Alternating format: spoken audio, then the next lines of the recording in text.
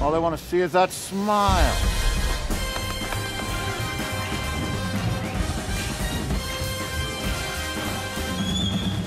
The only thing I want to do is be with you. I love you.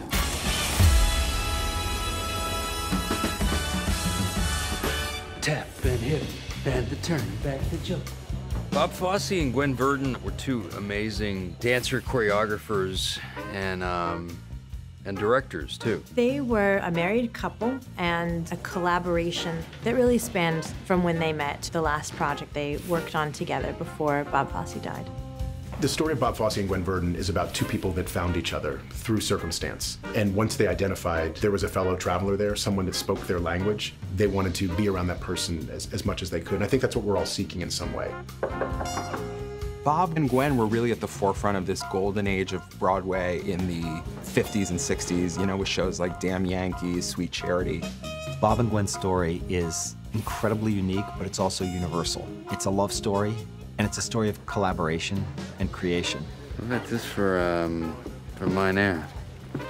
What do I wear underneath? Nothing underneath. Trust me, she'll be stunning.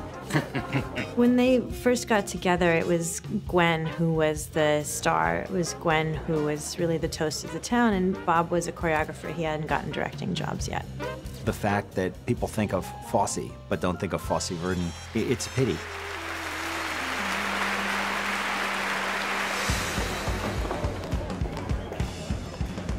What we think of as this one person's work, this one, you know, brilliant mind, we actually realize these things take collaboration and they take partners. It was really important to us that this show was not just called Fosse, but was called Fosse Verdon. It was about the two of them. It had to be about the two of them because so much of their work was formed and forged from their collaboration. You already had steps? I'm already making it better. Boop, boop, bedo.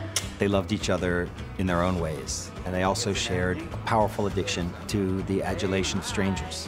But they each did their best to support one another. Am I going to be unhappy when I get there? Why would you be unhappy? Though that support came with a lot of conditions and a lot of toxicity along the way. I couldn't think without you, you understand? I want to come home. There's the part where you swear it didn't mean anything. You were lonely, drinking too much, working too hard. I'm in love with her. Fosse Verdon is a show about powerful creative artists who fell in love and made things together for decades.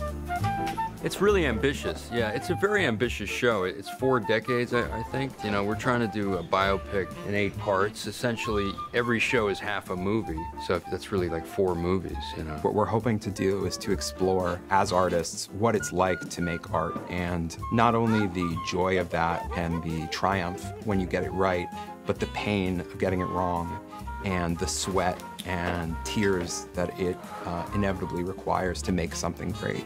That's what we do, though, isn't it? We take what hurts and we turn it into a big gag. Part of what's unique about this story is that for each moment of destruction that comes in their struggles, they're also in the midst of this incredible creation. It's a cautionary tale about the attractions of show business and the lure of applause and bright lights. It can be so seductive, and these were two people who benefited from show business, but were also victims of show business in some ways. Name one show of yours that didn't nearly kill you, bud.